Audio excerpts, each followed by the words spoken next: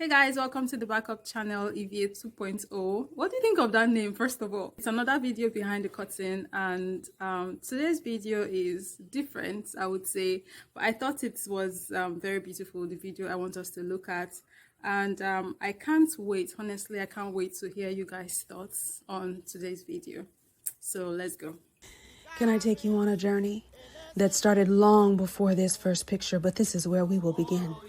In the early 1990s, I received my first divination and was told that one day I would sit on the other side of these shells.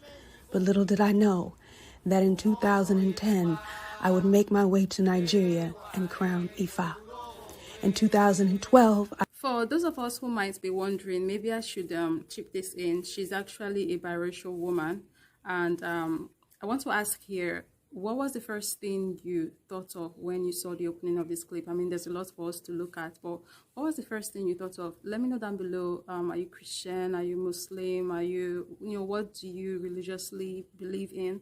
And what was the first thing that came to your mind when you first saw this? On what I thought, I'm going to say at the very end of this video. Let's keep watching. In 2012, I would crown Egbe and then travel to the door of no return in Ouida, Benin, to initiate to West African voodoo. From there, I would go to Oshogbo, to the Oshun Grove, where I would sit at the Oshun Shrine, a sacred place. She who returns to the water from which she came. This is where I made my Oshun initiation in 2018. To be a daughter of Oshun is a blessing. To be a crowned Olorisha of Oshun is an honor that I hold near and dear to my heart. But she was not done with me yet. She called me yet again to meet her in 2021, and so I did. From there, I traveled to Benin, Nigeria, Edo State. That's my state, by the way, guys. To do my Olokun initiation, where I was passed down a sacred bell that is over 200 years old and given from priest to priest.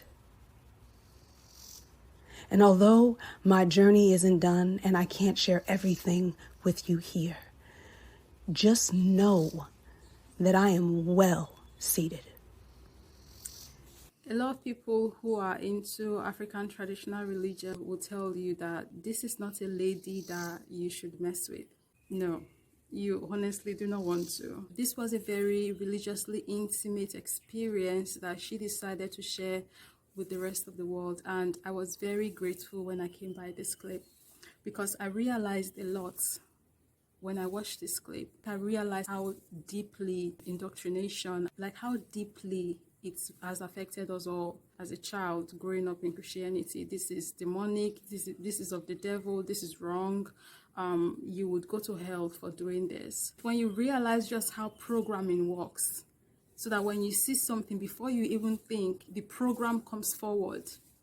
It was literally what happened to me when I first saw this clip. Before my brain could even interpret the information I was seeing, the program had like just showed up. It was like the robot effect. A programmed robot that has been given all this information, but that's the only thing the robot knows. This robot cannot even think for itself because they've told the robot exactly what the robot should know. So let's say this robot now has been programmed and there's given this robot the image of a particular person. And whenever you see this person, according to the coding of the robot, terminates. So whenever this robot sees that person, and then the person's face and everything matches with the programming of the robot does not even think. What does the robot do? The robot terminates. So in my brain, just like the robot, this whole picture of voodoo and, African traditional religion and spirituality has been programmed in my brain to be wrong. And when I saw it, that programming, like wrong, bad, evil, demonic was the first thing that came to mind. Consciously taking away all the thought process that was instilled in me that I should have about my own ancestors' beliefs and practices. I finally looked into the video and then I realized there was absolutely nothing demonic in this video. This is what my ancestors used to do and it worked for them.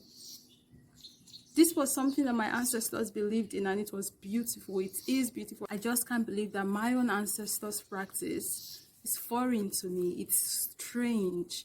I have absolutely no idea what they were doing in the video.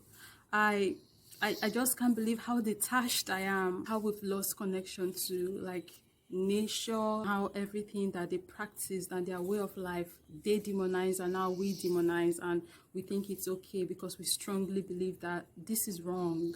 And I started thinking, I did not come to this thought process on my own.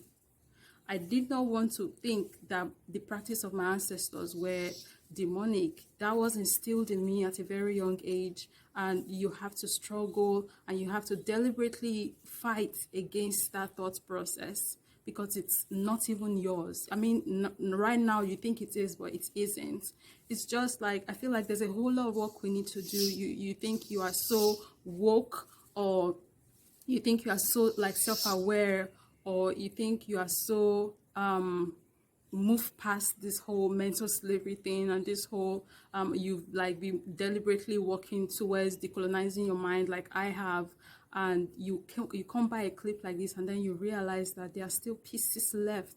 We do this for Christianity and then we're like for our African traditional religion, and this is not something that we came about doing on our own. This wasn't something that we decided we want to do, or this wasn't how we decided that we want to feel about stuff that is ours. I was watching this video recently and this guy was talking about how we have been so far removed from our ancestors. We have been so far removed from our roots. I'm just very happy that I came by this video because it really made me aware of exactly where I am and where I thought I was that I wasn't. Because I have consciously been working towards decolonizing my mind, getting rid of the mental slavery, and I thought I had been doing a very good job. But when I saw this clip, everything came crumbling down. And that's when I realized that I still have a lot of work to do. And I just thought I should share this video with you guys. I honestly cannot wait to hear your thoughts and opinions about this. I'll see you guys in the next one. Bye.